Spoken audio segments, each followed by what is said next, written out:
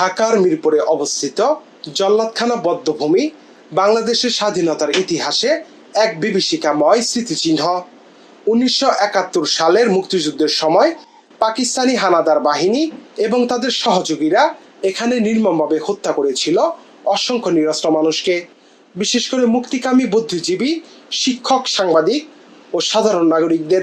এই মাটি মুটি এগুলো দেখে আর কি হৃদয়টা আর কি কেঁদে উঠলো। এই বাংলাদেশের স্মৃতিকাতর অঞ্চলগুলো কিছু কালো দিকগুলো আর কি। এই ভবনটি মূলত ছিল একটি পানির পাম্প হাউস। যুদ্ধের সময় এটিকে পরিণত করা হয়েছিল এক ভয়ঙ্কর হত্যাকেন্দ্রে। এখানে বন্দীদের চোখ বেঁধে হত্যা করে পাশের গর্তে ফেলে দেওয়া হতো। আমাদের যে মুক্তিযোদ্ধাদের সাথে বা প্লাস আমাদের দেশের লোকের সাথে যেটা হয়েছে সেটা তো বর্বরোচিত বিষয়।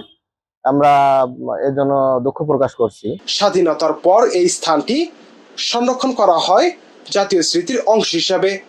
বর্তমানে এটি জল্লাদখানা বধ্যভূমি স্মৃতিসৌধ ও জাদুঘর নামে পরিচিত। এখানে প্রদর্শিত হয় শহীদদের ব্যবহৃত জিনিসপত্র, ছবি ও দলিলপত্র, যা মুক্তিযুদ্ধের নির্মমতা ও বীরত্বের সাক্ষ্য বহন করে। যে মানুষ কেমন নিষ্ঠুরতা ছিল, মানুষকে কিভাবে মানুষে মারতে পারে, এখানে কিন্তু অনেক হাড়গোড় পড়েছিল মানুষের।